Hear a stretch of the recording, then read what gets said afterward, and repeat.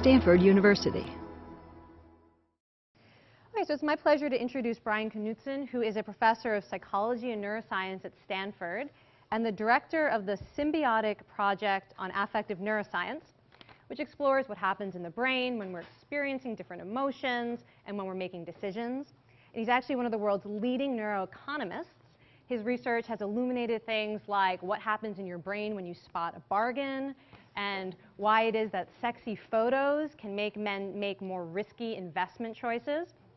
But it's not all sex and shopping, although that would be good. But not just sex and shopping, he also has a more altruistic side. He has done research for the Stanford Center for Compassion and Altruism, looking at the brain basis of altruism and doing good. And he also is an advisor to a company called Consumerology, which I actually don't know anything about, but I hear that it's a company that uses psychological neuroscience research to help consumers make better healthcare choices. And so I'm hoping we're going to get to talk a little bit about that in our conversation later on. So please join me in welcoming Brian Knudsen.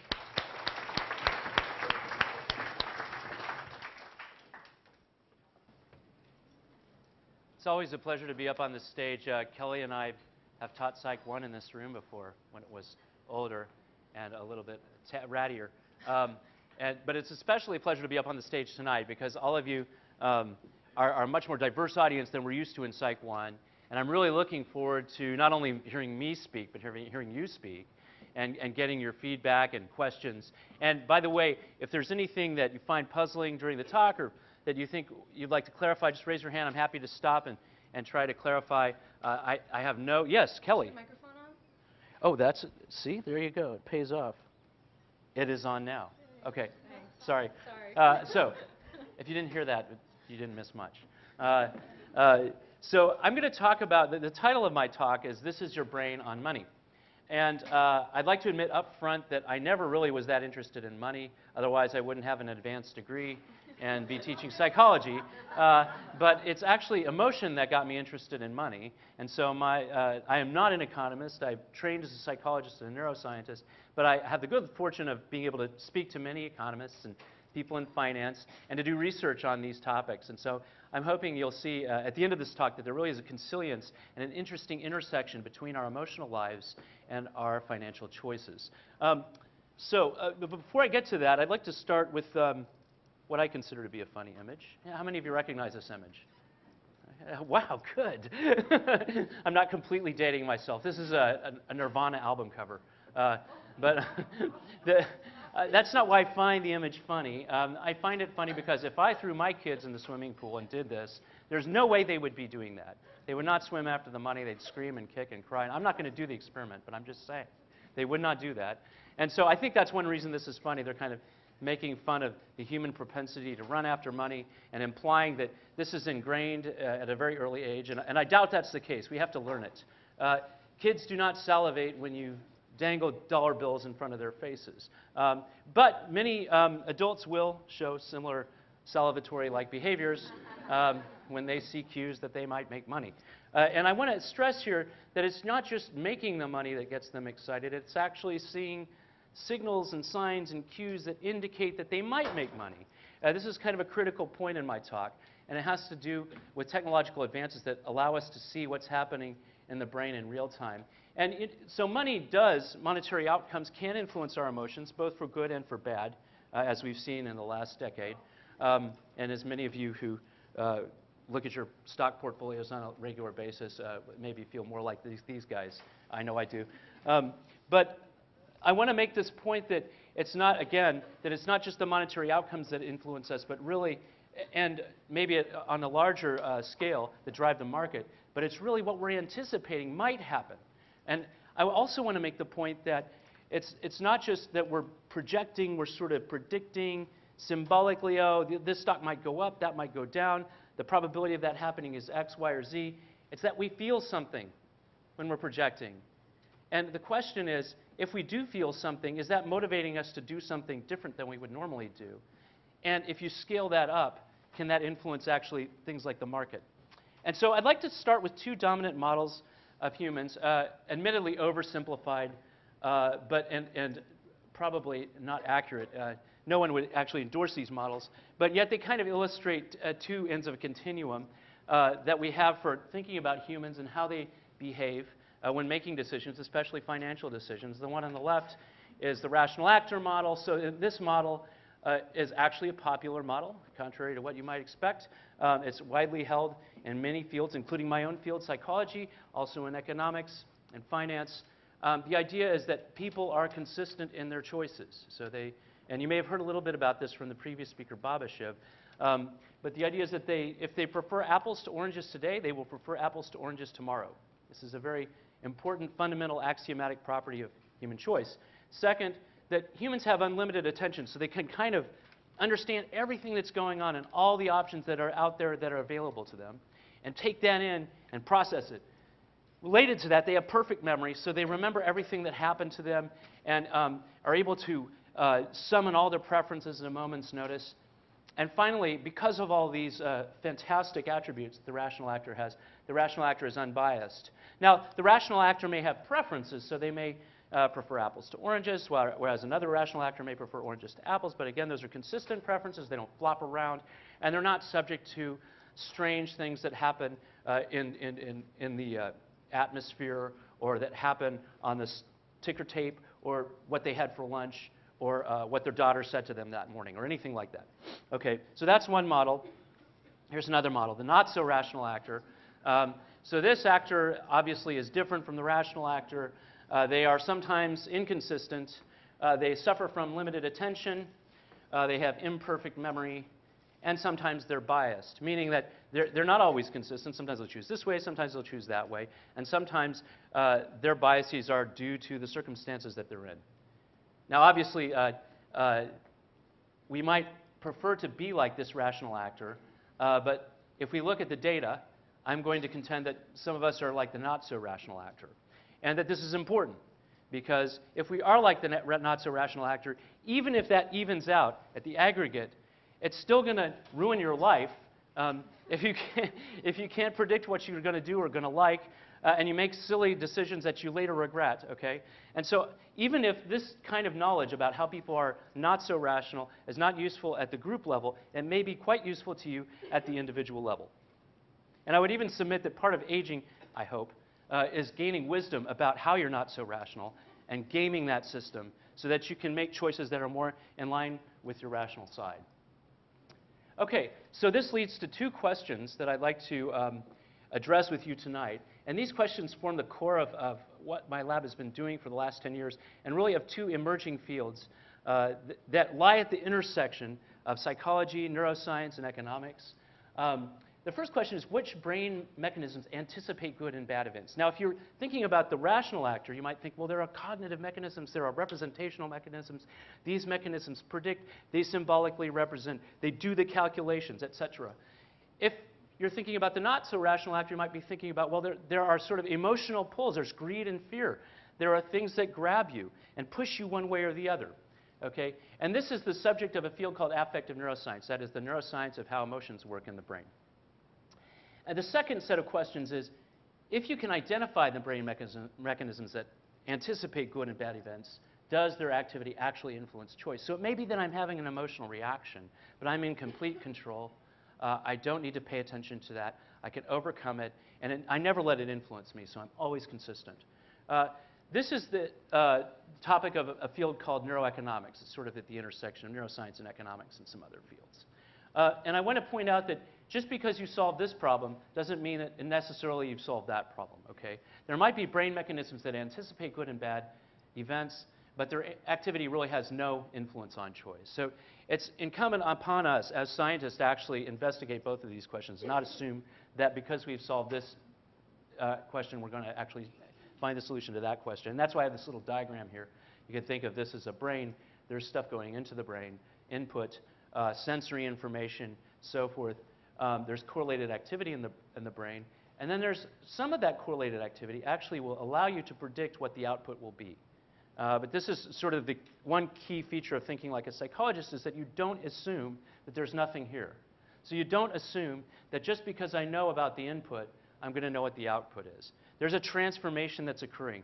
And part of our job as psychologists is to figure out what the transformation is. And the way that we can use the new techniques like brain imaging to do that is to look for overlap in these circles. What is the input causing? And then of that, what is helping us to predict the output? Yes, question, yeah. What is correlated activity? Oh, I'm sorry, that's a jargony term. What that means is that if I shine a light in your eyes, and then I take it away, and I shine it and take it away, then what I would expect is that some part of your brain will show more activity when the light's on than when it's off. And so that's just one example of that.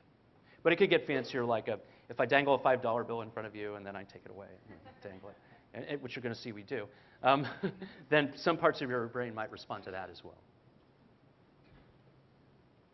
Okay, and that brings us to localization.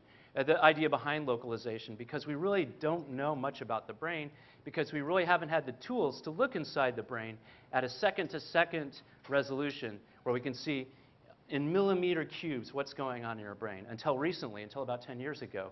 And those methods are still developing. I know Lima over there runs the imaging facility across the way there, just across the hall. And her cool equipment is allowing us to do this research. So if you have technical questions about it, you can go ask her after the lecture's over.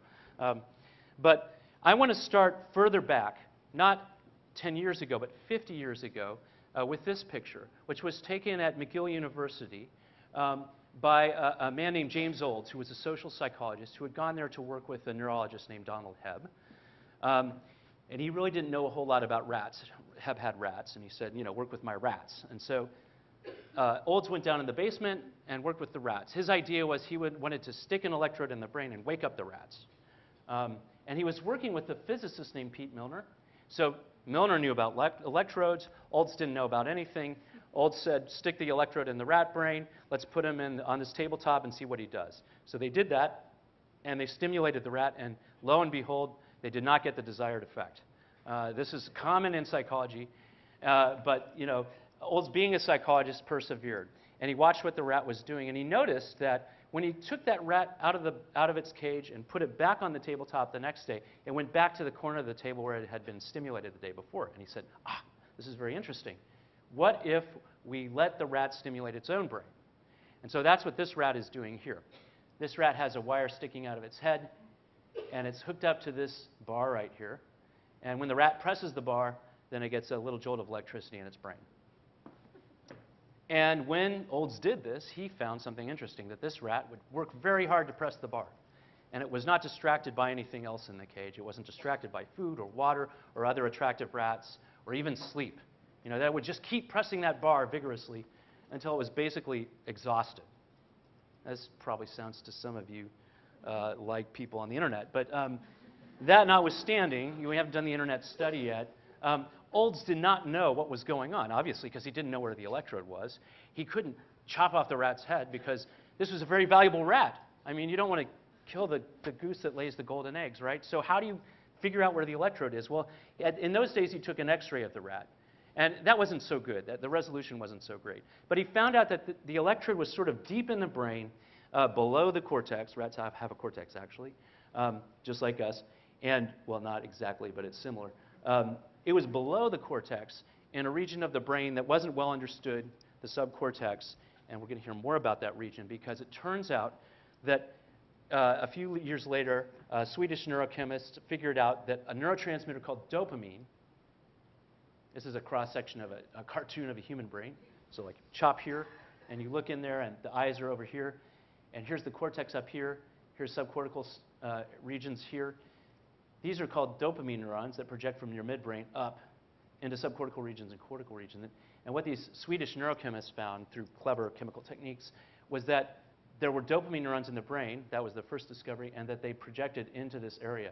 That was the stimulation probe hit in the rat. And it also projected to parts of the cortex. Well, it took another 40 years, actually, for somebody to decide to go and measure what was going on in these neurons, these dopamine neurons. And somebody named Wolfram Schultz did it in monkeys. And he was trying to study movement. And once again, his results did not meet his expectations. So he thought that when a monkey moves, these dopamine neurons will fire. And what he found was that the dopamine neurons were firing all the time. And they were very poorly behaved from an experimental standpoint, until he realized that he should have read Pavlov more closely. Because Pavlov also found the same thing with dog salivation. and also found that he can enslave the salivatory response by presenting the dogs with a cue that indicated that they were going to get fed. So the salivation was not responding to the food itself, but to the cue that was presented. Schultz did the same thing, presented monkeys with a cue that indicated they were going to get juice, and suddenly these dopamine neurons started behaving in a predictable way. And what I mean by that is that if the monkey didn't know that the cue signaled juice, and it got juice, this is just a little recording of the firing of these neurons, and each line represents a different recording. These neurons would fire when the juice came. But once the monkey learned that association between the cue and the juice, so the cue could be like a sound or a shape on a screen, their firing moved to the cue presentation. And what he also noticed was that this was not just a surprise response, that the neurons were sort of tracking something surprising that happened, because if he tricked the monkey, he presented the cue, and then didn't give the monkey the juice, boom, there was a decrease in the firing of these neurons, basically. So it seemed that these neurons were tracking not so much the receipt of something good, but the anticipation of something good, the prediction of something good. Now, these neurons, as I mentioned, project to many different regions in the brain. So this still doesn't resolve the issue of how these neurons are enlisting the animal's attention and focus and salivation and so forth to get it in a position where it can get the food or the good stuff. I won't go into detail on this, but the main thing I want to say about this is that all of these circuits are connected, and we're able to look at the anatomical connections between this region and this region and this region and this region, and they're all sort of connected in a circuit. And that circuit goes, roughly speaking, from deep down in the brain up here to your motor cortex, which is up here at the top of your head. So one idea about this circuit is that when you prime it with dopamine, then you get that animal's attention focused on something good and get it moving towards that thing so that it can grab it. And obviously this has adaptive significance, okay? And there's amazing science that's been done in the last 50 years to sort of carefully trace all these pathways, to understand the chemistry of what's going on. And still we don't have a good functional idea of exactly what the circuitry is doing. And this is where brain imaging comes in. So this is where the method that I use a lot, I use behavior quite a bit, and I also use functional magnetic resonance imaging comes in. And the reason that it's useful is because it gives you the temporal resolution on brain activity that is a second-to-second temporal resolution, which means you can look at what's happening in the brain, not just when somebody gets something good, but when they anticipate something good. If you think about going to the supermarket and choosing bread, I always have a hard time choosing bread. I don't know why. But you go to the supermarket and choose bread. You stand there and you see all that stuff. How long does that take? From the moment you got there to the moment you reached out and grabbed some bread. How long would you guys say it takes? 3 or 4 minutes. You're like me. 3 or 4 minutes. Okay. Anybody else? 30 seconds? Okay, well, that's pretty short. 5 seconds, 10 seconds? Yeah, I mean, 2 minutes. Yeah, you guys are out on the end of the distribution, right? Just like me. Because I don't go to the store that much. I should, but I don't. But, most people kind of know what they're looking for, but they have to, scan around, and even when they see it, they have to kind of figure out how to reach up there. The minimum that that's going to take is, say, a second or two, right? It's going to take time. It's going to take time. And something has to happen in your brain to allow you to do that. Now, if we had a method that would allow us to look deep in the brain as you're thinking about that and doing it, then we could actually try to predict what you're going to do. Which loaf of bread are you going to reach for, right? Or are you going to get bread at all? So what you actually need is a method that allows you to look deep in the brain on a second-to-second basis, and that's what functional magnetic resonance imaging allows you to do, and that's not something that we could do before 1993. So this is a case of technology actually allowing us to answer questions that we couldn't even address before. And so at the time that functional magnetic resonance imaging became popular, I was at the National Institute of Health. And my advisor told me that we had time, our institute had time on this magnet, and would I like to use it for something? And I was very excited about that. At that time, people were just looking at sort of what I would call input and output. So input being, flashing lights in your eyes and looking at your visual cortex, or output, looking at your motor cortex right before you're about to reach for something, okay? But I realized, and other people realized quickly, that you could look deep in the brain and get at some of these deep areas that we knew very little about. And so what I wanted to do is to get people emotional. I wanted people to get excited or anxious about something, and I used all kinds of different stimuli to try to do this. So just like in the monkey studies or the Pavlovian studies, we tried to use food or juice. That was very difficult. The juice dripped out of the mouth, and it was hard to squirt it into the mouth fast enough, and people swallowed and moved their heads. And I won't go into all the gory details, but we showed them pictures. I'll talk a little bit about pictures later. Turns out people have very different preferences for pictures. So some people like pictures of puppies, others don't. They like surgery or whatever else. So that was tough. And so what we finally hit upon was money. That money really worked pretty well for most of our subjects. Most of our subjects were motivated to try to get money. We could scale it, so we could say, we're either going to give you a little bit or a lot. We could also take it away. That was really great because, that meant then it could either be positive or negative. And this is a really tricky dilemma if you're studying animals, right? So how many shocks does a dog have to overcome to get 3 squirts of food powder? It's incommensurate. But as humans, we have this great invention called money. So we used money, and we didn't just give it to people, but we actually cued them in probably the dumbest video game that's ever been invented, that they might make money, okay? Or they might avoid losing money. And so the way the video game works is people see a cue, they wait a couple of seconds, then they see a rapidly presented target, like a square, that flashes on the screen. They try to push the button before the target goes away. If they're fast enough, depending on what the cue indicates, they could make money. If they're not fast enough, they don't make anything. And if it's another type of a cue, like a square, they can avoid losing money. So if they're fast enough in that case, they would get 0. And if they're not fast enough, they would actually lose money. This is for real money. So we have people come into the lab. We show them the money. We found out that this is very important. As people are like, this is for real money? You just wasted $1,500 on a brain scanning experiment. So we show them the money. We pay that. We dole it out after they get out of the scanner. And they're really engaged in these tasks. And they get emotional about them. I mentioned that we can manipulate the cue. So we can manipulate expectation as well as the outcome. So here we have circles indicating you can make money, squares indicating you can lose money. We can manipulate how much is at stake. No lines means no dollars. We just want you to be a good sport and play along. 1 line means 20 cents is at stake. 2 lines, $1. 3 lines, $5 is at stake. So this is reasonable money, even in Palo Alto. You could probably buy a latte with that or something. So if you were in my magnet, you might see this, and then you would see this, and then you would see that really fast. And if you were fast enough, you would have gotten $5. And I like that response over there because that's what a lot of people do. They're like, woo, I got the $5.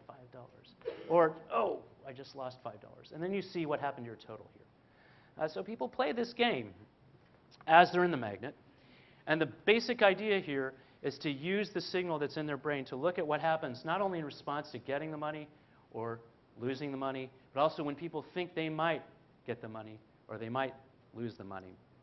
And the other thing I forgot to tell you is that we can control your success rate. So we can track how fast you are, right?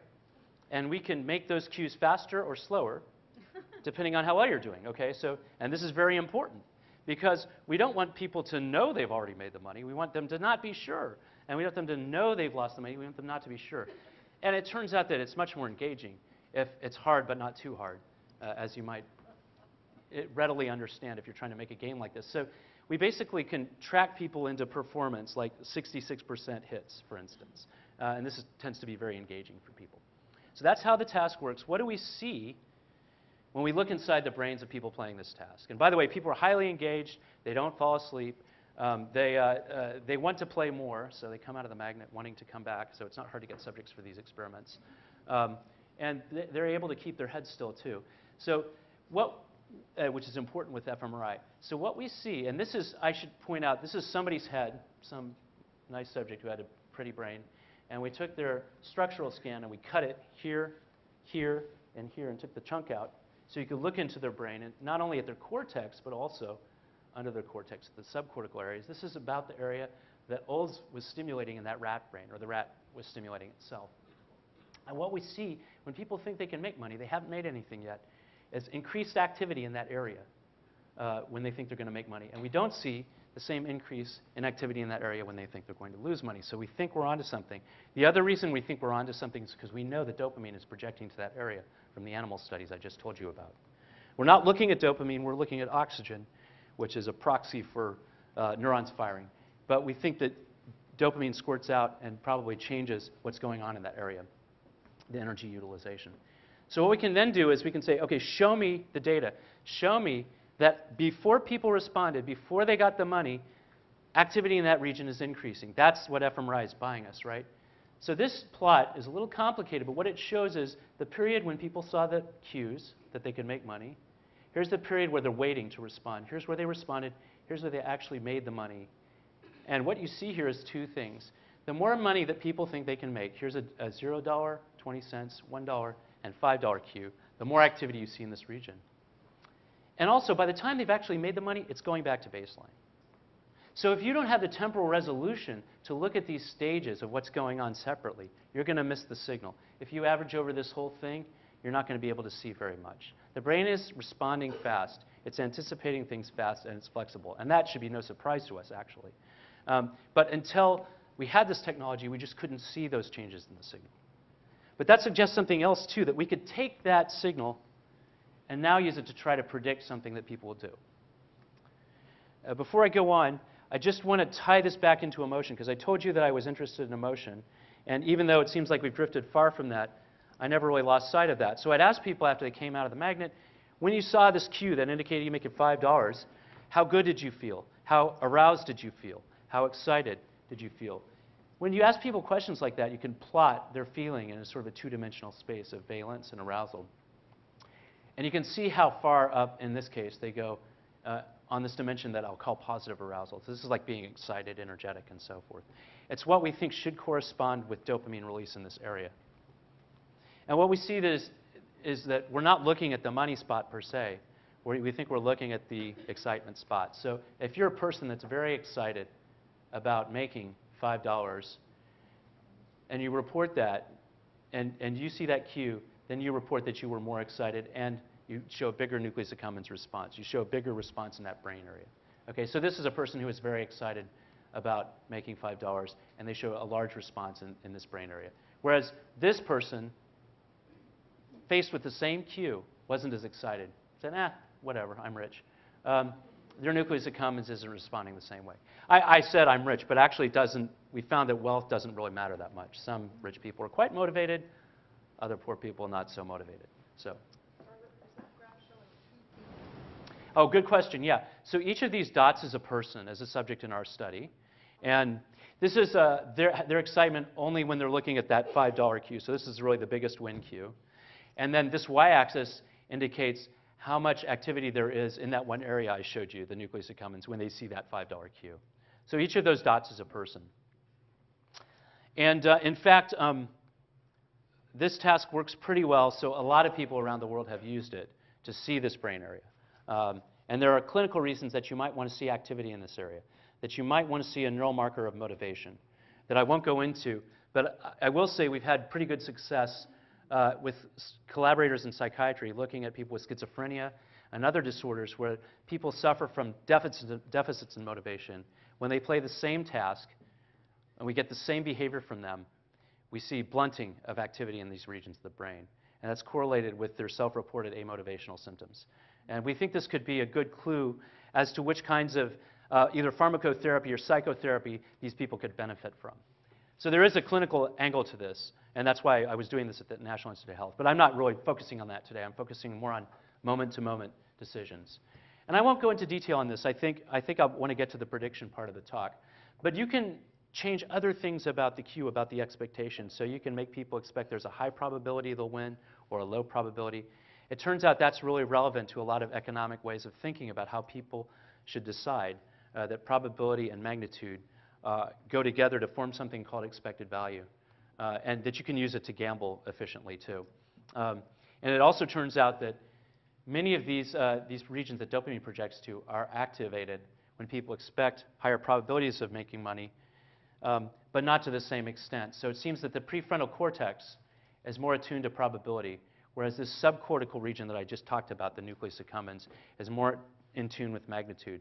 And the reason that we think this is important is because if you lose your prefrontal cortex, we think that will make you make decisions that may be insensitive to probability. So, for instance, that it may make you more likely to play the lottery, where there's a very small probability of winning a very large amount.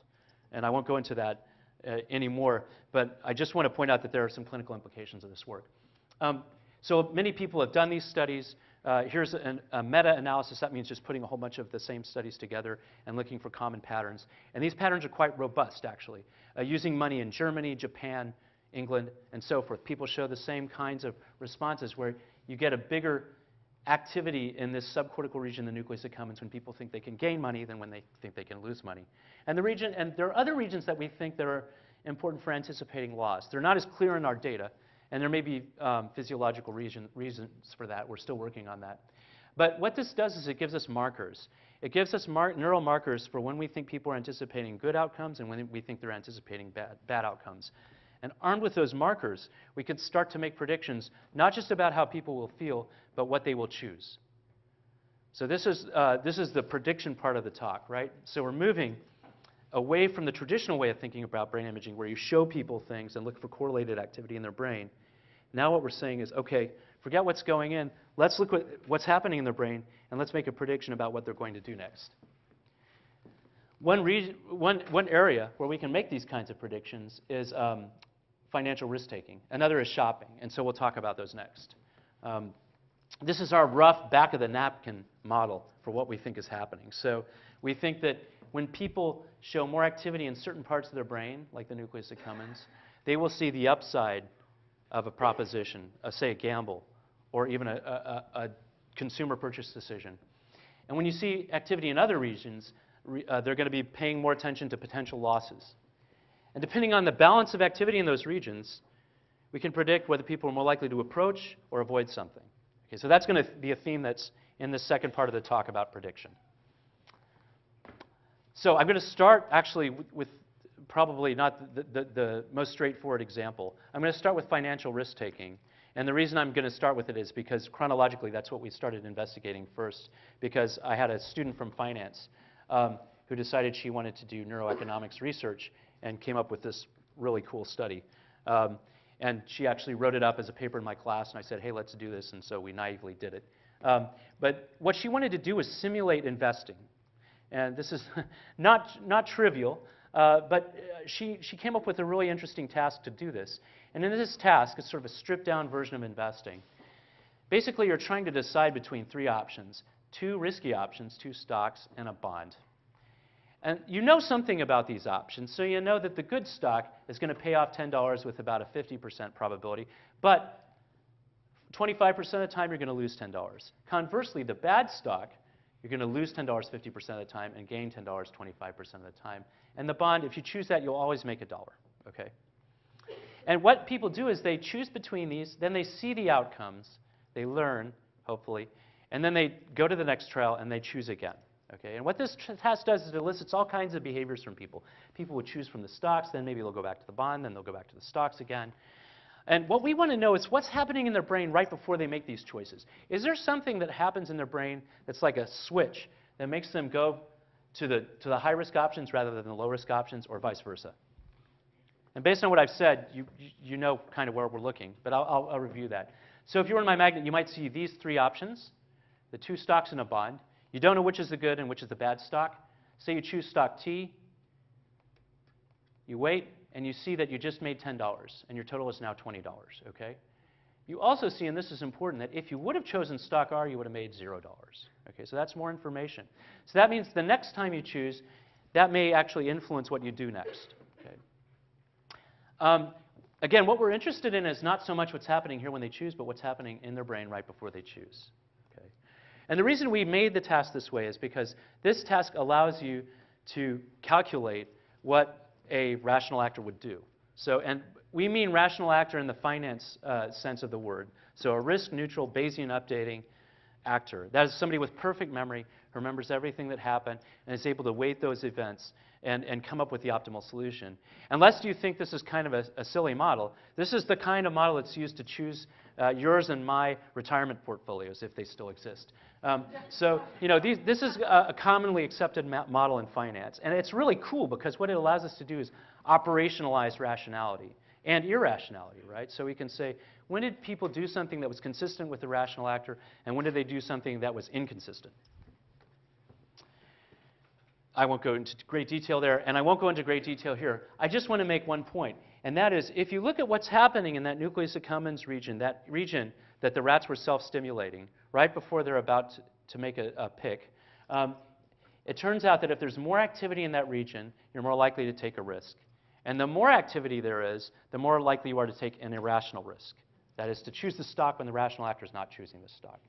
It's not totally irrational.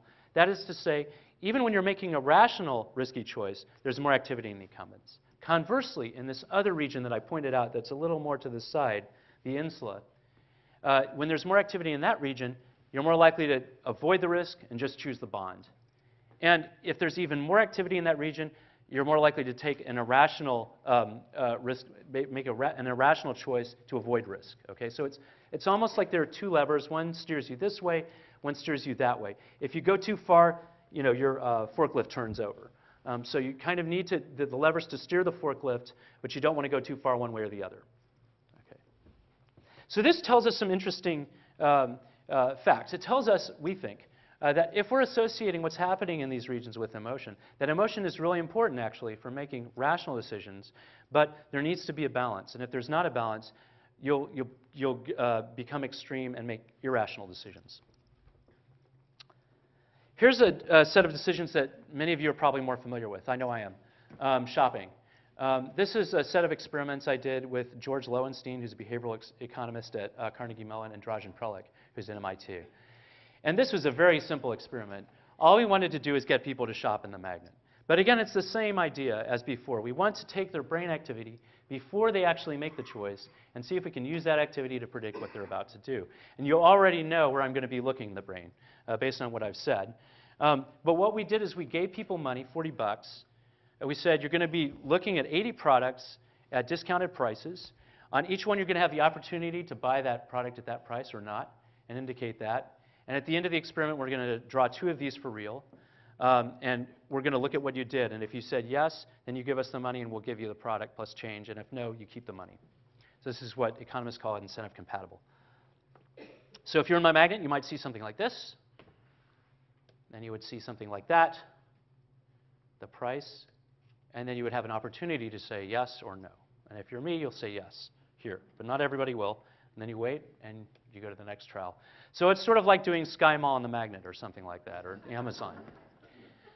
So what did we see in this experiment? Well, actually, we did see that when people saw products, especially products they liked, we saw more activity in this nucleus accumbens region that I've been talking about that we associate with anticipating gains. But when they saw prices they didn't like, and I can give you more information about how we calculated that, we saw more activity in this insula region. So it's sort of the opposite pattern of activation. And what we also saw is that we could use the brain activation. After the experiment, I'll just rewind a little bit and say, we asked people, which of these products did you like? And they rated each of the products. And we asked them, how much would you be willing to pay for each of the products? What we could do is then subtract how much they were willing to pay from the price they saw and get what I call a bargain versus rip-off metric. But an economist would call it a consumer surplus metric. And we were able to correlate both of those with brain activation. And we found that those two things did a good job of predicting what people would want to buy or not. But if we just took that data and threw it away and just looked at what was happening in the brain, in these 3 regions, the nucleus accumbens, a part of the prefrontal cortex, and the insula, we also found we could significantly predict whether people were going to buy something or not. So this is before they've indicated their choice. And we also found that when you put these 2 things together, the self-report and the brain activity, the self-report doesn't rule out the significance of the brain activity. So this is a situation where people's self-report and brain activity is actually correlated, as we've shown. But there might be situations where there's not a correlation. So for instance, when people encounter something novel that they've never bought before, or maybe they have conflicted desires about something like a hamburger, but they're on a diet, and so forth. So these are instances that Kelly's writing about in her new book that you should buy. But others are starting to look at, and those are much more interesting. But here we were just trying to ask the question, can we use the brain activation to predict what people are going to do? And the answer is yes. And it doesn't matter if we focus on these specific areas that I talked about, or we use data from the whole brain at each time point to predict what people are going to do. So here's a whole brain method that basically doubles our prediction rate with the same data. And what we see is that when people see products, the area that predicts that they're going to buy something is this nucleus accumbens area. Once they see the price, boom, you see the cortex get engaged. You see that these areas in the prefrontal cortex that we think are doing a cost-benefit balance are predicting now, and this other area we weren't paying attention to in the posterior cingulate that we think has something to do with attention. And by the time they've actually made the choice, when they're making the choice, the predictive power is gone. So this is all happening before. This is all happening in your brain seconds before you make a choice. And I can't stress enough that the technological advances are actually critical for us to see this. Now, since we did this not so long ago, in 2007, a number of other labs have found similar results and have found other interesting things. So, for instance, they found that even if you distract people... Oh, yeah, go ahead. Did you actually ask people what they experienced the milliseconds before they made their choices? We did ask them in a way. So we asked them how much they preferred each product, and then we asked them how willing they were to pay each price. But we didn't ask how they were feeling, which would be very interesting, I think. So that's something we'd like to look at. Why didn't you do that? Because we have to do them separately. If we ask them in the magnet, then we believe that the reflective processing will impinge upon the activation that we're seeing and might change it.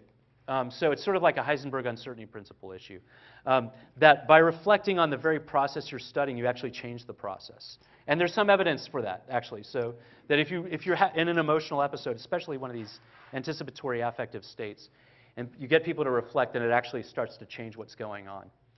So one way to do that would be before the experiment to ask people, how are they reacting to everything? But we didn't want to bias their choices. We just wanted it to be as naturalistic as possible. And that's why we asked them after the experiment. But of course, these are all interesting questions that need to be explored. And some of them have to do with how aware are you of what's going on, even emotionally. And maybe that most people aren't aware until the experimenter comes with their clipboard and says, how did you feel when you saw that product, And I suspect that's probably the case because, remember, these are regions of the brain that we share, for the most part, with rats and dogs and monkeys and so forth, who may be somewhat reflective, but not to the same extent that humans are. And in fact, that's relevant to these replications where investigators distracted people and showed them things that they might buy, like auto cars in Germany and so forth, and were able to derive the same prediction regardless of what people were specifically attending to. There's an interesting set of issues also, not just about how much conscious reflection is required, but also about even if you can do this in individuals, does it scale to the aggregate? So that is to say, could you use some focus group of people in the magnet and their preferences to make inferences about the market? And one really provocative example of this is by Greg Burns, who will be speaking here probably in this room on Wednesday, where they looked at people's neural responses to songs that were on MySpace, I believe. It was MySpace. It was a defunct social network. Or maybe not yet. But, and then 3 years later, they looked at market data. They looked at RIAA ratings of these songs. And were able to use, actually, the nucleus accumbens response to these clips of these songs to predict which songs would be the hits. So that's pretty crazy. But it suggests that at least some of these processes may scale to the aggregate. These are obviously hard studies to do, and that needs to be replicated. What are the implications of not only understanding how brain activity is correlated to what's out there, but also how it can predict what we're going to do? And I think there are many. Some of the theoretical implications are that we may be able to construct a theory of decision-making that A, involves emotion, and B, goes beyond the theories that we have so far. So I'll give you a couple of examples of that briefly. So for instance, many of theories of finance consider the expected value of a stock. So that means how well it did in the past and how well you think it's going to do in the future. And also the variance, the variability in that stock. So if it's going up and down and up and down, most people tend not to want that to happen. So they'll pay to have stability in their stocks. But they don't consider things like skewness. And this is another statistical property of stocks. So skewness means that you might have the stock rise to a very high value, but it only does that once, right? So this means actually very high magnitude, low probability events, like I mentioned the lottery earlier. Only one person's going to win the lottery. They're going to win a lot of money, but it's very unlikely that it's going to be you. And so the expected value of that lottery ticket is probably negative when you buy it, okay? Mathematically. But yet people buy lottery tickets, okay? People gamble. People do this stuff. So why? Why do they do that? There isn't really a great finance theory that can account for this behavior. And Nicholas Nassim Taleb has talked about skewness and kurtosis and higher statistical moments in his book, The Black Swan. You might have heard of that. Because there was a sort of an outlier, a skewed or kurtotic event that occurred just not so long ago in the financial markets where there was, I don't even understand fully exactly what happened, but basically there were over-leveraged types of options, and there was basically a devaluing of those options, and there was a financial crisis around the world that we're still recovering from. So to try to illustrate this more concretely, consider these gambles. Let's say I offer you this gamble right here. You have this amount of chance of, I've got a spinner, of making $1.75, but you have this amount of chance of losing $5.25. How many of you would take that gamble? Good. We have at least one person. Good. Thank you. Okay, good. Okay, how about this gamble? 50% chance of winning $3.05 and 50% chance of losing $3.05. How many would take that gamble? Great, more of you. Okay, good, good. So I'd say, you know, about 10% or less. How about this gamble? Yeah, this amount of chance of making $5.25, but this amount of chance of losing $1.75 chance. How many would take that gamble? Okay, even more. Not that many more, but like 20%. Some of you are kind of like, maybe I would, maybe I wouldn't. Okay, good. So it turns out these gambles are mathematically equivalent. Their expected value is 0. Okay? And that's just math. I mean, I'm not tricking you when I say this. Okay? But it turns out that this is the kind of preference that most people have. Most people prefer this gamble to that gamble. This is a positive skewed gamble because it has a low likelihood positive outcome, and this is a negative skewed gamble, low likelihood negative outcome. But these are all mathematically equivalent, okay? So if you know that and you're a trader, you can arbitrage that. You can trade against that, basically. And people do. There are instruments that trade against this. But that's not the point I'd like to make. The point I'd like to make is that we've just done an experiment where we put people in the magnet and we asked them, would you like to take this gamble or not? Either you take this gamble or you just get 0. That's it. And we look at what happens in their brain before they do that. And when we do that, lo and behold, we are able to predict that more people will take this gamble because there's more nucleus accumbens activation before they take it. Why? Because they're focused on that gain. They're not thinking about probability. That's what we think is going on, and they're excited.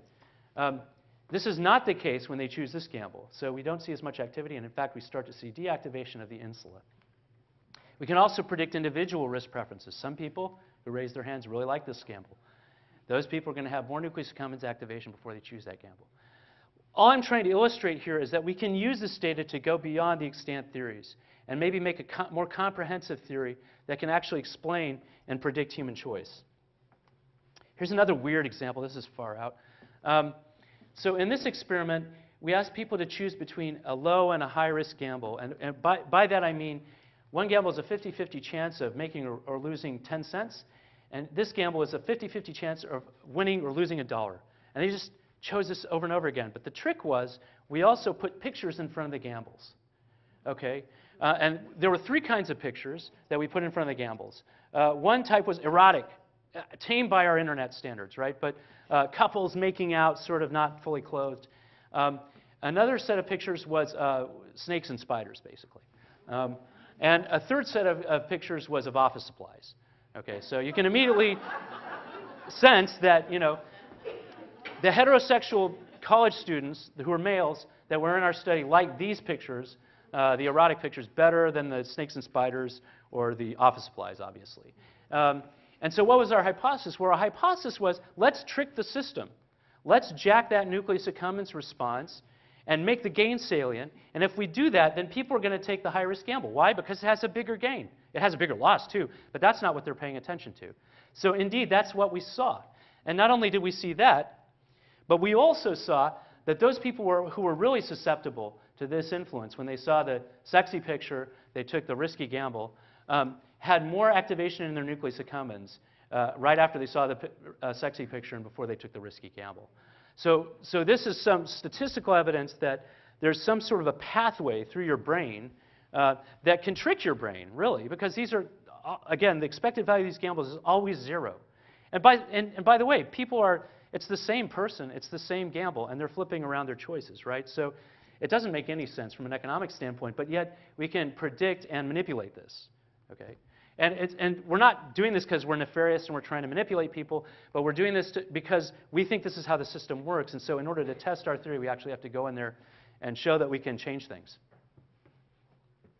All right, so just to summarize everything I've said, we think that neural activity related to anticipatory affect, so that's the kind of emotion that you would feel when you're anticipating an outcome, an uncertain outcome. We can localize it with fMRI, but not only that, we can use it to predict decisions. Financial decisions, at least, and we think other kinds of decisions, too, like social decisions. These predictions extend beyond those made by standard economic and psychological theories, we believe. And so they could pave the way to having a better theory of how people make decisions and a better self-understanding of our idiosyncrasies in making decisions. That's our hope. There are so many questions that are unanswered. There are more questions than answers at this point. So, for instance, can other circuits, so sort of your habits you formed, maybe symbolic systems, rule-based systems in your brain, override these systems? When do they do that? Do they have to act through these emotional circuits, or can they go around them? We don't know. We have the tools, though, to start asking these questions. Can the individual influences that we see here scale to the group level, and if so, when? And this would obviously have implications not only for psychology, but also for economics. So in closing, this lecture was actually not supposed to be about my work, although it was. I apologize for that. It was supposed to be about thinking like a psychologist. So I just want to end on that. Chances are you're all thinking like psychologists. And almost everybody out there is. How can we avoid it, right?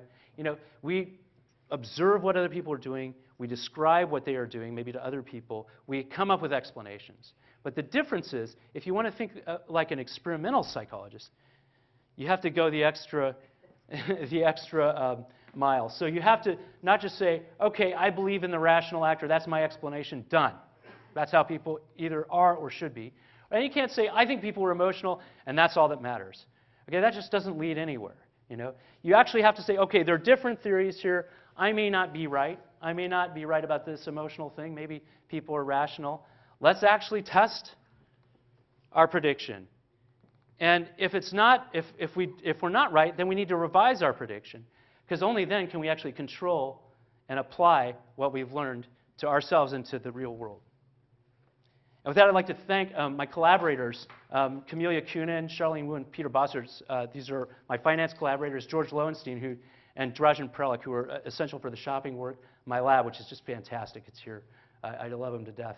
And my funding agencies and you for sitting through this very long talk. Thank you. Okay, so over the break, I did hear there were some questions about how do we stop corporations from manipulating us in evil, nefarious ways, but I thought I would start with something a little bit lighter. Maybe we'll get to that. Your research has been very influential for me, and some people here know I have a bit of a shopping addiction. And you know, the first time that I saw your research about both the shopping study and also about how dopamine surges when you're anticipating getting a reward, and then it starts to go down as soon as you actually get it. I realized that I could actually maximize my happiness online shopping by looking at everything I could buy, putting it in my cart, super exciting, dopamine, dopamine, dopamine. But if I actually went to buy it, that's when the insula would kick in, and I'm like, it's going to cost so much, the pain. So now, if I want that little bit of dopamine boost, I just go internet shopping, and I just leave it all in my cart and don't check out. That's exactly what I do. Is it really? Yeah, I do that, yeah. You should see my Amazon shopping cart. I know. A lot of stuff. Here's another little trick. I've been there a long time, too. If you do that, they send you coupons, too. Oh. So it's actually, it's a little bit of strategic. But so that's how you think like a psychologist, apparently. Okay. Window shopping, too. Yeah, exactly. Window shopping. It's way more fun. As long as you don't bring your kids. Yeah, because then their nucleus accumbens will just be like, buy me, buy me. They won't have the prefrontal inhibition to stay outside. Yeah. So. Yeah. So I want to actually get a little bit more into this idea that the juice is in the anticipation. And one of the most interesting distinctions that I've seen made as an extension of your original research, showing that the dopamine is really surging in anticipation, is this distinction between wanting something and liking it. Yes, yeah, and how there is not always a good correlation between this activation of dopaminergic neurons that make you think something really good is going to happen. And so you have this inner experience of wanting it, not always correlated with the system of actually being happy or receiving pleasure after the fact.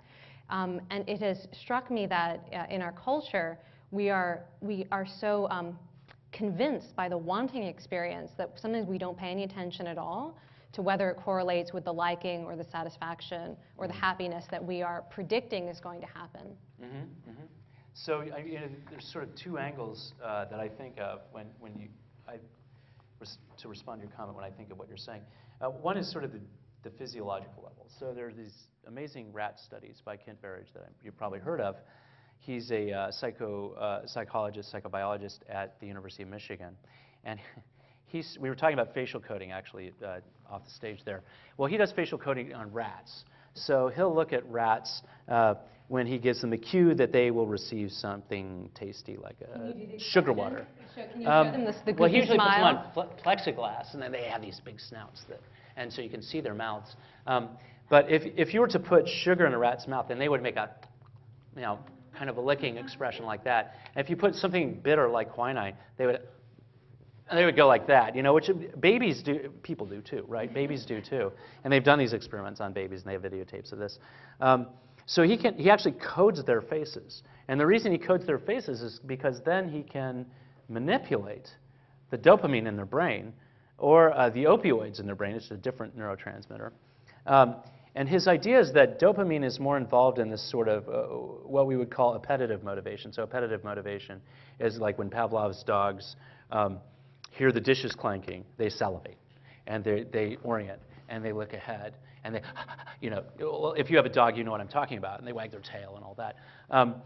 Whereas the consummatory motivation is more about getting this food powder, licking it up, kind of enjoying the taste of the food powder.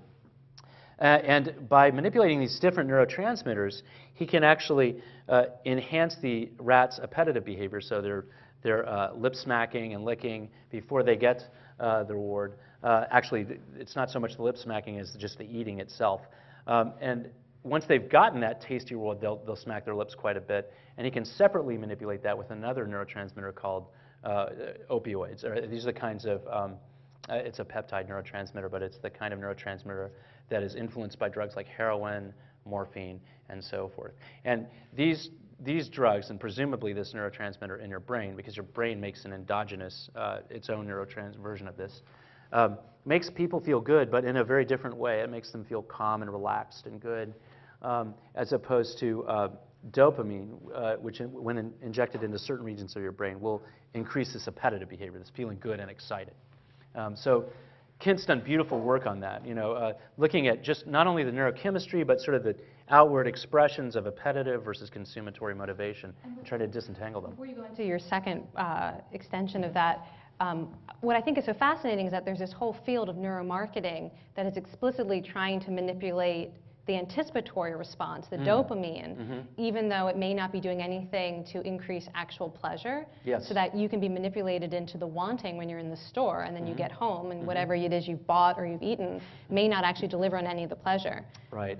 I mean, you could argue that marketers have always been doing that. Yes. But now they have they're sort of a putting neural people in the terms brain for it, scanners and testing which advertisement or which smell is going to release the most dopamine. Yeah, as people say they're doing this, but then I never know whether to believe this stuff or not. So we'll go on another tangent about this probably. Okay. But as a consumer of information, like if you're reading the New York Times or something, and somebody makes some claim, like somebody did recently 2 weeks ago or so, there was a guy named Martin Lindstrom who wrote a book called Biology, and he said, I did the largest neuromarketing study using brain imaging, and I found that your brain is in love with your iPhone because I saw the insula was activated. And to make a long story short, nobody knows whether he did this study or not because it hasn't been published. And nobody can look at the data and evaluate it, okay? So this is problematic from a scientific standpoint, maybe not from a marketing standpoint. So it's really, when people make these claims, it's really hard to know who's doing the studies, what have they found, does it replicate, that is, can you reproduce it, and so forth. Unless it's peer-reviewed, right, and hopefully replicated by other people, I would just say buyer beware. So I mean, that was a bit of a tangent, but I think it's an important thing for people to know about the claims that are being made in the media, because it is true that we're able to do things now that we weren't able to do 10 years ago.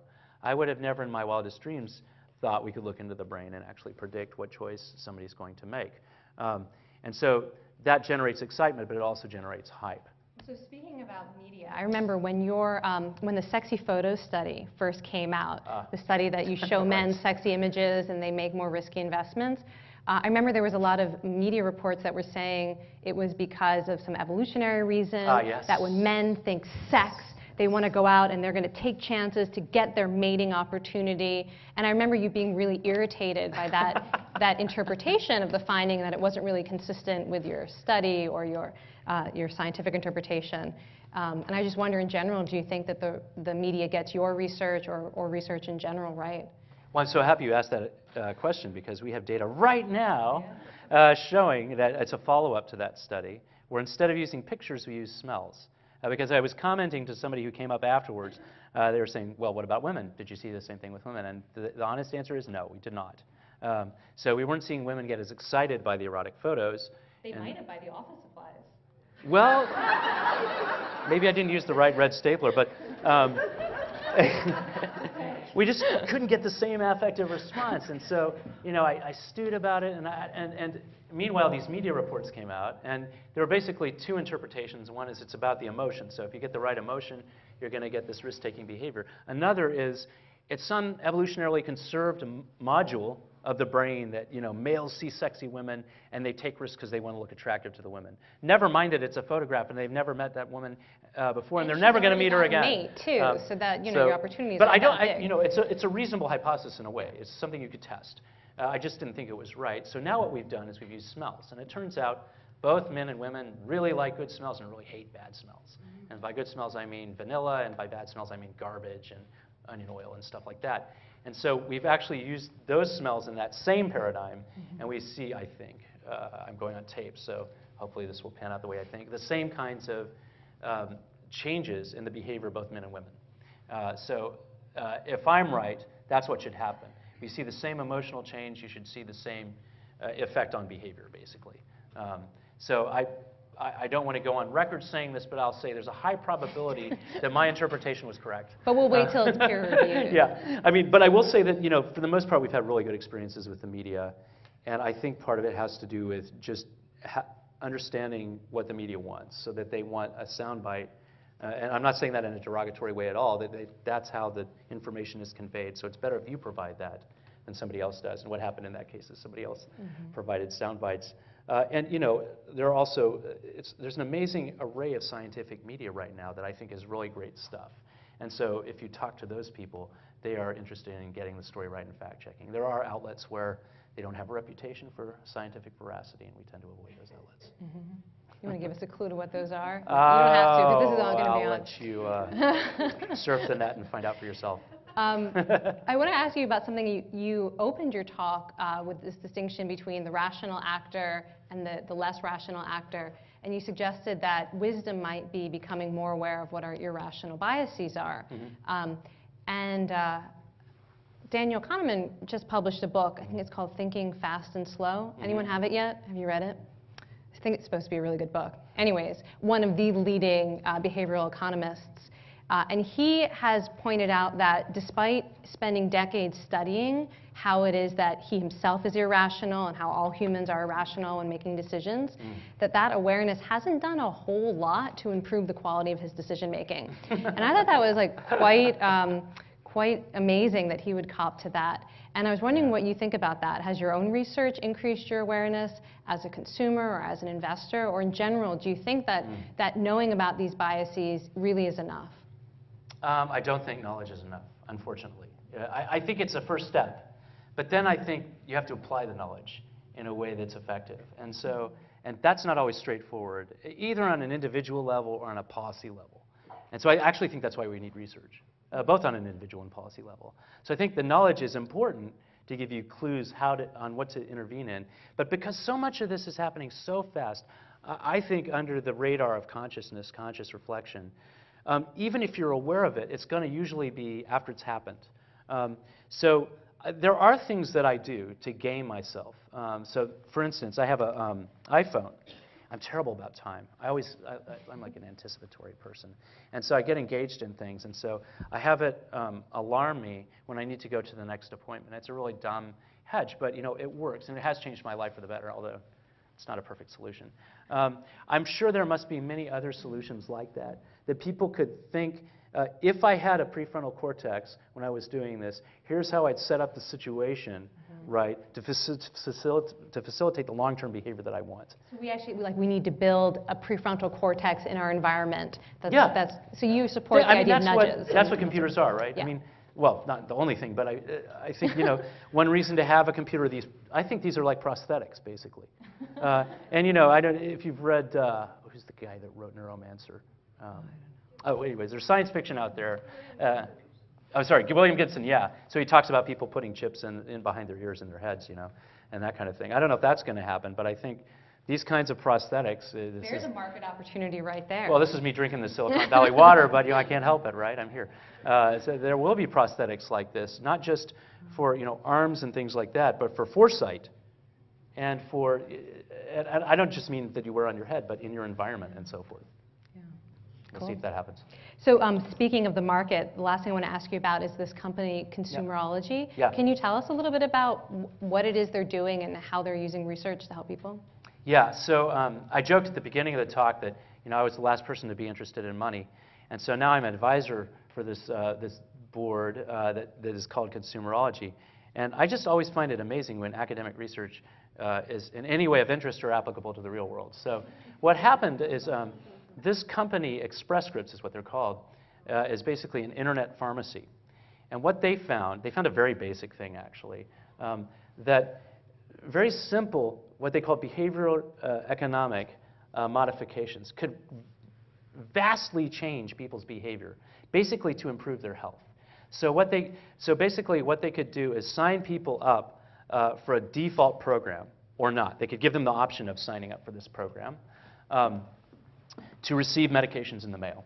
And what they found is that if you get medications in the mail, I'm not saying you can't go to the pharmacy, but it enhances adherence. And so they found just by changing these defaults, many more people were adhering to their medication. And they found a similar thing with switching to generics, right? So if people were sort of default switched, they were more likely to switch. They saved the consumer money and obviously the company, them money too. I don't know if other people maybe not. But the point is that they're interested in why is it that these really, they had economists on board, they're making all these projections, they were unable to predict or account for these kinds of massive shifts in behavior, right? And so they started getting interested in behavioral economics, and they called a bunch of people. One of them was Alan Garber, who was here. He's now the provost at Harvard. Another is Dan Ariely, who you might have heard of. He's a psychologist, behavioral economist. A bunch of people like this David Laibson, who I was mentioning earlier, an economist. All these people are interested in this intersection between psychology and economics and how to actually affect behavioral change in a useful way that will help both the consumer and the company. And so basically what they do is they invite us to talk to each other for a day, once or twice a year. And I signed up because I thought, oh, I can talk to David, I can talk to Dan, I can talk to Alan, it'll be so great, So, and it works, actually. They just have us brainstorm about behavioral economics. And they translate that into things They have a lab now, and they're looking at data and tracking all this data and looking at sort of behavioral bottlenecks, basically. One thing that they're really concerned about is medication adherence. That's a big problem. So you may know what the disease is, know what the treatment is, and yet people don't take their meds, so they don't get treated. And it's bad for everyone because it has a long-term cost. So they're trying to figure out, okay, how can we help people to remember to take their meds, or what are the other issues that come up? Cool. So I'm going to turn it over to this group now, and I'll let you call on people as you like. In your data, you showed that the anticipatory response is higher than when you actually get the reward. So is that universally applicable for any pleasure experience, and does that actually lead to like? We don't really know. I mean, so that's a very sort of a. Oh yeah, sorry, I'll repeat the question. Yeah. So in the first experiment that I described, where people thought they could make money and then they made it, what we see is actually a bigger signal in the nucleus accumbens. Whoops. Okay. A bigger signal in the nucleus accumbens. I can turn this off if you want. Because I speak loudly, so. Sorry. Oh, cool. Before people make the money. So it's really strange from a certain perspective. It's like, why should you get more excited before you've actually made the money? I mean, from an expected value standpoint, that doesn't make any sense at all. That number is lower because it's cut by the probability. But from an affective standpoint and from an evolutionary standpoint, I think it makes sense. Because when you should be the most motivated and energized is when you're about to get that thing. You want to seal the deal. Once you have it, it's a bird in the hand. So the question is, to what extent does that generalize to other scenarios? And the answer is we do not know. So we're starting to branch out into financial risk-taking, shopping. We've seen it happen in those situations. The signal happens before the choice.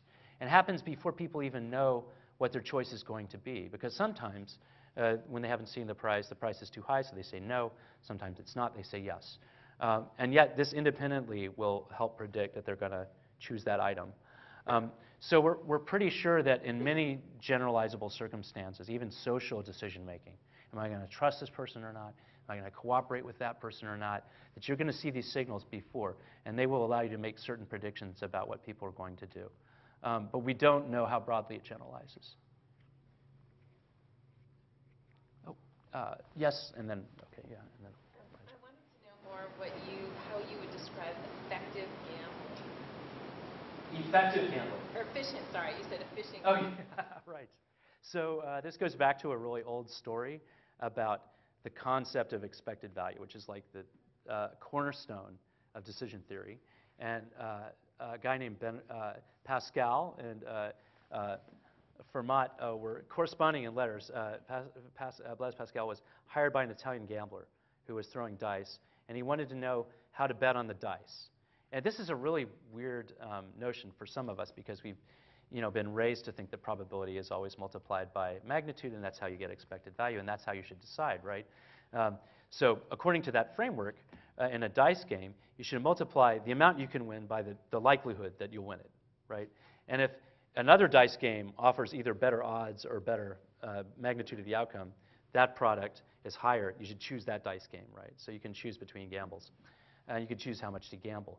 But it turns out that until Pascal came up with this, people didn't really think about probability, and they certainly didn't factor it in a formal way into their decisions. So now this cornerstone it came about sort of in the mid-14th or 15th century, and was a construct of the Enlightenment, basically.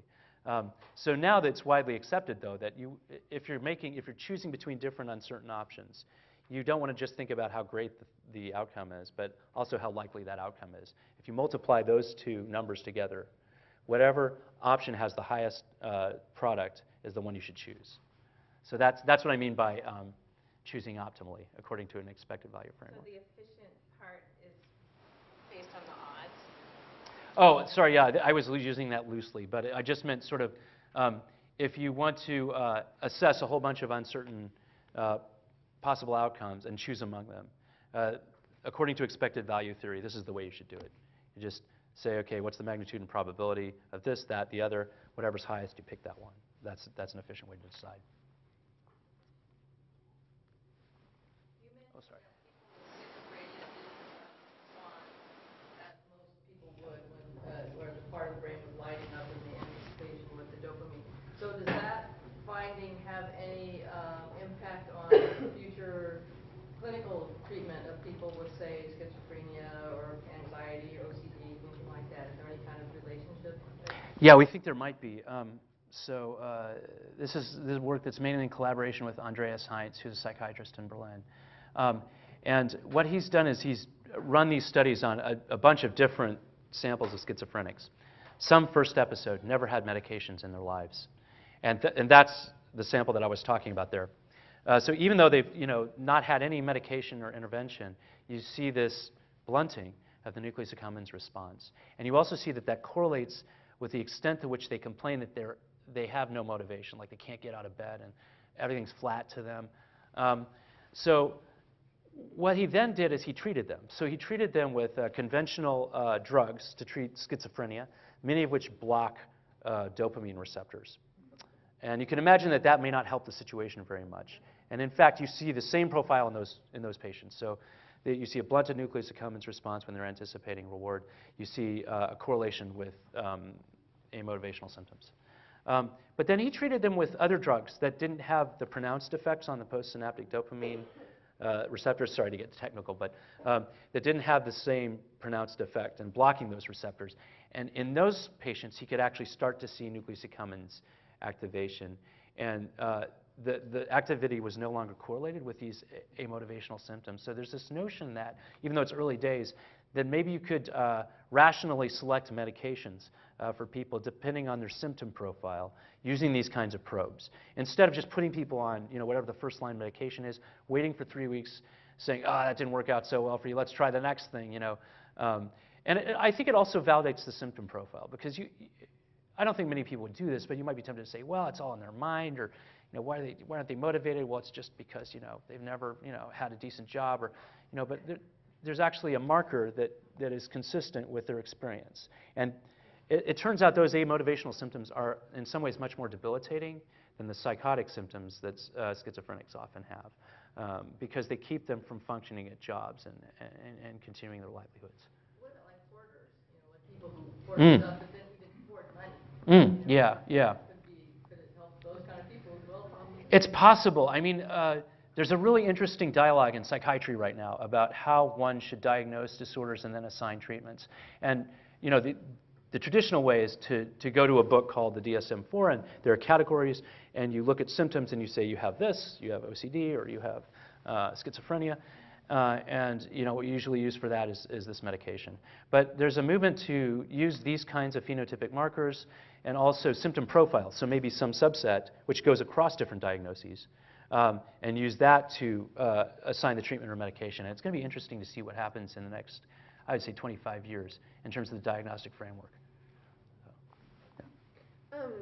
I was just reading the other day about a technique for helping to decide if you want to make a purchase or not, which is just to imagine a stranger either offering you the item you might purchase or the cash value of that purchase. And I'm wondering how things like that, like little tricks like that, or willpower in general, factor into the brain scan in that, like, if you were looking at the brain while trying to make a decision about a purchase, and part of it lights up because you're all excited about the item, and then you think about your credit card debt or whatever, and where would that fall, and what would that look like? Well, we haven't looked at that, but you could see how the methods that we use could be extended to different scenarios.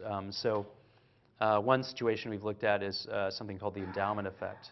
And the endowment effect is an effect, it's pretty robust actually, where if you own something and I ask to buy it, you're going to request a higher amount than you would normally offer to buy that item. So basically, when people own things, they value it at about twice the cost.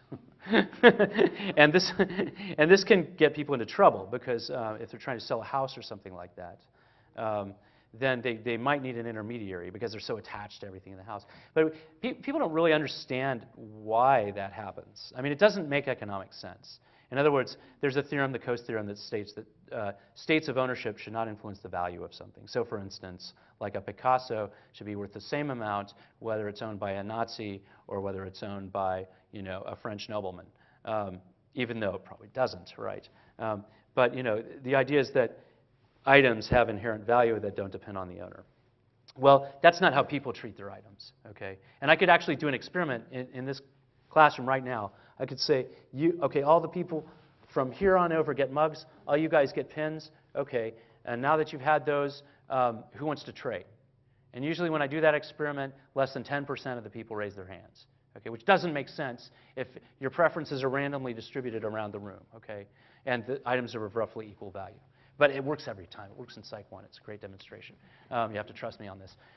So that's an example of the endowment effect. And nobody really knows whether it's because you love the thing so much more because you own it and you really appreciate its good qualities, or you just can't stand the thought of losing it. Like, it's actually painful to think of giving that thing up. So we've done some research that leads us to think it's the latter explanation as opposed to the former. So you can imagine how you could use this kind of research to sort of deconstruct different components of purchasing and or selling decisions. But that's just an example. It's not really directly relevant to what you said, but somebody might figure that out. So it would be an interesting avenue for future research. I've been biased over here, so I'll go over here. Is there a way to get your brain to release more dopamine? Man, everybody wants that, huh? Good smell. Yeah. You know, the funny thing is that there are probably many ways. And so obviously dopamine wasn't put there to respond to cocaine, even though it does. And so, you know, it's probably to help us to negotiate the social world and, you know, to get good stuff and survive. And so there are probably all kinds of natural stimuli. Like I talked about smells, for instance, and pleasant smells. Pleasant taste just a little bit, you know, like the salty peanut effect where you eat a little bit of a good thing and then you want more of it. So there are probably a lot of different situations that will elicit dopamine release, depending on who you are and what your preferences are. Drugs will elicit dopamine release, but bad things can happen. So if you keep doing it, you can deplete your dopamine, basically. The brain acts as if it's a very limited resource. And as far as we know it is, we don't know a lot about actually how to conserve it or you know, how to protect it. So that there are a lot of interesting questions that revolve around that. So my hope is that I'm giving you sort of not a great answer. I'm sort of saying, well, lots of things we don't really know what. But with these kinds of methods, we could actually figure that out. You know, we could say, okay, let's say, why don't you do this after you've run for 5 miles, you know, and see what happens. I don't know if our methods are that precise right now, but I think eventually they will be quite precise. And so you can imagine trying to enhance well-being, and not just the consumatory well-being of, you know, having eaten a lot of cheeseburgers, but the sort of anticipatory well-being, which I think is what really motivates us and makes life worth living. So, to be continued. So, way back there. Can you explain how good smells would increase? Well, we think, and we don't have the data yet. We know that they can, so we have that data. But we haven't put people in the magnet to look at what's going on in their brain. But our best hypothesis is that those good smells are acting on the same circuitry that I mentioned that were responding to the pleasant images. And that they're invoking that kind of anticipatory affective feeling, that kind of excited feeling. So they're acting through affect, if you will, to then heighten people's awareness of the potential gains in the environment. So when they see that gamble, even though the gamble hasn't changed, right, they're sort of focused on the gains. So they like feel lucky, to put it colloquially. And then they're more likely to go for that.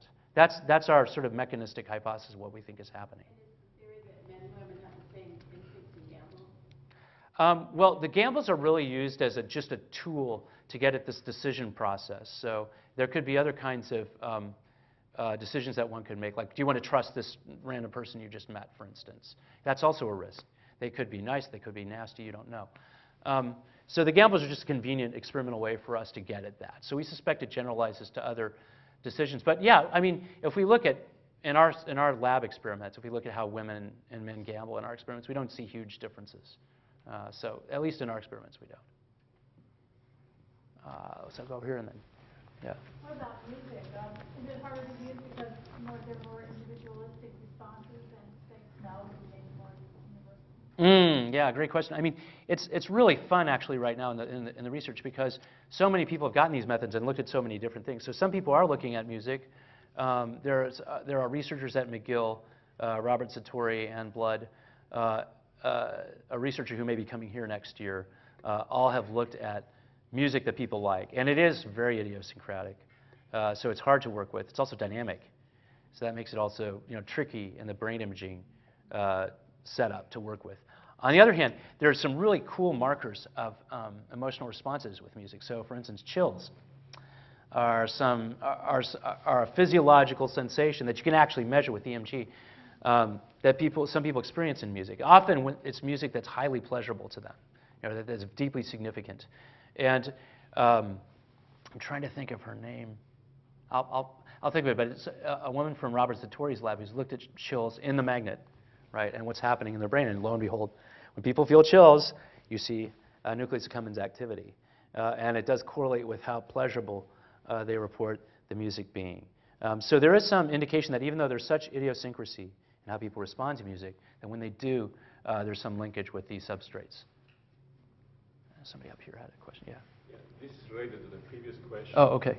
If you expose the brain to multiple influences, say the smell or some visual stimulants, pictures, and then you do your experiment about risk-taking, I mean, how can your brain be multiplexed with these different influences? Isn't it, if you're distracted with one, then the decision on a secondary matter is kind of affected by the first one, or can your brain really be multiplexed and Right.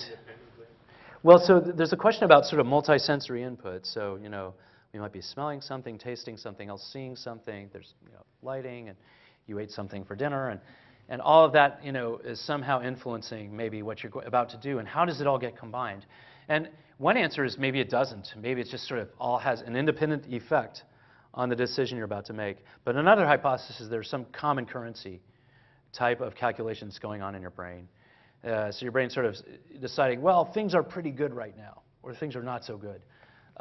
And if that's true, then there should be regions or a circuit that is sort of integrating those inputs into a hedonic representation, if you will. And so that's kind of our working theory, is that even if you're not paying attention to things, sometimes they might influence how you feel and might make it to this common currency representation. But it is true that what you're paying attention to obviously will probably have a greater impact on how you feel than what you're not paying attention to. Although there's some interesting evidence that things can get in under awareness or when presented subliminally and influence these subcortical regions of the brain. We heard last week another experiment where people had to remember 2-digit numbers and 5-digit numbers. Oh, yeah, yeah. They were busy with that, and then Yeah. they were exposed to another question about choosing chocolate cake or fruit salad. And there, the outcome of the experiment was they were so distracted by the first task, they would blindly, you know, do the second task. Choose a chocolate cake. Yeah. This is Baba Shiv's research. Yeah, it's very interesting. And so what it suggests is you can override like these influences. But if you take away that capacity to, so I think what I remember about that experiment is those were dieters. So those were people who were trying to watch their weight. And the explanation is that it takes some overhead to do that. So if you distract them with these numbers, then you see the subcortical impulse leap out, right? And so, yeah, I wouldn't deny that. I wouldn't deny that. And I'm sort of talking more about things that directly impinge on the hedonic estimation as opposed to that are trying to keep it in check. I think that's a more interesting and complicated scenario. But I would also have different predictions. Like I would say the sensory roots are probably coming through sensory cortex, whereas this control mechanism of thinking about what am I doing now, this is not what I'm supposed to be doing, that's probably coming from more prefrontal mechanisms just based on lesion research. So you might be able to disentangle those using neuroimaging. Yeah. Oh, yeah. Does age have any impact on your health? Oh, great question. Yeah, so we actually were really fortunate. I had a great graduate student, Greg Samanez-Larkin, who got funding from NIA to look at the impact of age on some of these decision processes. So specifically, we focused on the first task I talked about, just when you anticipate getting or losing money, and then also on the investment task. And we were kind of surprised by the results, but we found a couple of things. One is that when older people, and older I mean, we looked at people from 20 to 85, so you know, from 60 to 85. And we could look either, you know, in groups or sort of across the age range. When they anticipated making money, we saw the same kind of activation we saw in younger people. They got equally excited. When they anticipated losing money, we didn't see much going on in their brains. So when they actually lost the money, then we saw, you know, signals that indicated that they knew they had lost money and didn't like it. This is actually turns out to be consistent with one of my colleagues' theories about aging, Laura Carstensen. She calls it the positivity effect. And one thing that you find as people age is that if you ask just people how they're feeling on a daily basis, that they tend to report, you know, similarly, if they're healthy, high levels of well-being as to when they were young. But in terms of how worried, anxious, all that stuff, that they tend to report not being as anxious or worried or feeling as negative on a daily basis. And we don't really know why. We don't know if it's they just, get used to things, or they just are unwilling to go there, or they arrange their environment. They're wise and they say, okay, I'm going to get rid of these things that are bothering me. We don't know. But it's been replicated in several studies. So we actually saw evidence of that in the magnet, actually, which was kind of interesting to us. The other thing that we saw is that when they're doing these risk-taking tasks, these financial risk-taking tasks, we thought they would take less risk than younger adults. That was kind of the stereotype. But they didn't. They took just as many risks. The only difference was that they tended to take more of the risks they shouldn't be taking. So that is to say, they tended to discriminate less between the two risky options. And we actually found that we could account for that based on the activity in their nucleus accumbens. We were scanning them as they did that. So there was a noisier signal in there. And in a subsequent experiment, when we gave them information about the expected value of each of the cues, then they looked like young people in their decision making. Young people got better too. But based on the idea that this area is representing something about expected value, the idea was that if you inject the information in there, then it'll correct the problem, and it seemed to, at least in that experiment. So we're all that to say we're at very early days, and we don't have there's very little data actually on just how healthy aging influences decision making. We're just developing the experimental and neuroimaging tools to look at that now. Oh yeah. Sorry. I was curious if you have information how much dopamine relates to alpha brainwave states, and if you've done measuring on that correlatively. We have not. Typically, the alpha states are measured with electroencephalography, which is electrodes that are on this, outside the surface of the skull. The problem with EEG, although it has great temporal resolution, you're sort of outside the skull. So any signals that are coming up are sort of getting baffled by the skull and dispersed.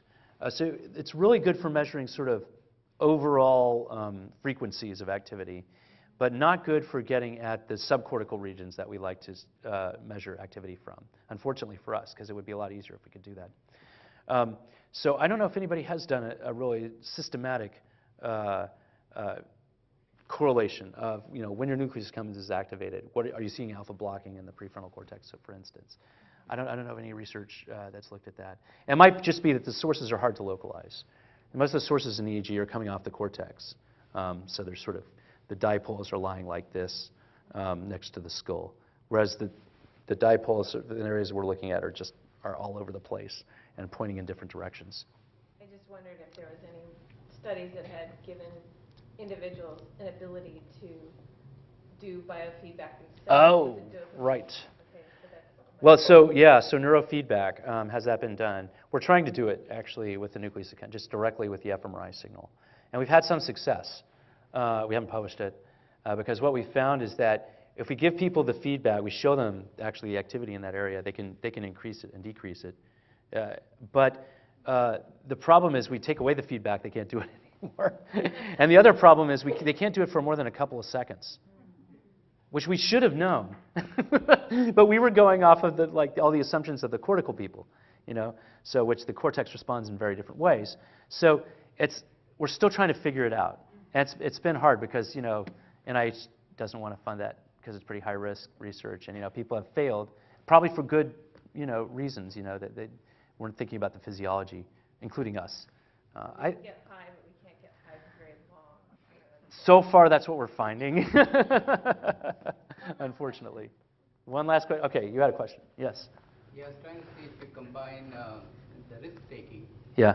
where actually you don't know the outcome or the value of the outcome, with actually showing them the value of the outcome with the pictures and the scent and so on. Yes. So people do know the value of the outcome. When they know, like the expected value, for instance. Yeah. So in that one study I mentioned, we have, with the investment task. So we actually showed them a graphical representation of the expected value of each of the gambles. And people did become more optimal. So on that task, you can actually quantify how many of their choices match the rational actor. And what I can tell you is that if you're looking at PhD students at Stanford, not a representative sample, their choices match the rational actor 75% of the time, which I thought was pretty darn good. And my colleagues in finance were absolutely horrified, especially when they learned that some of our subjects were their students. I think it's good, though. So now, if we go to the general public, which we have with these kinds of tasks, they get it right about 50% of the time. So there's a big difference. We don't know why. And it's not finance education, because you can look at humanities majors and comparative religion PhDs, and they do well. So we don't really know what accounts for that. If we give people information, like in the community sample, we can get them up to that kind of 70%, 75% level of rational choices. But there is a ceiling. They don't do 100%. And we don't really know why, but I suspect there are probably a lot of reasons, but some of them have to do with sort of emotional biases, that they know they should choose that thing, but they got burned last time, and wouldn't it be easier just to avoid the risk altogether, and that kind of thing. So maybe I'll have better answers for the mechanisms for you in 5 years. Well, on that note, we'll see you next week for our last class, and we'll actually be talking one more time about how to make good decisions, but we'll look at specific interventions to help people make wise decisions in our last class. Thanks for the great questions. Thank you. For more, please visit us at stanford.edu.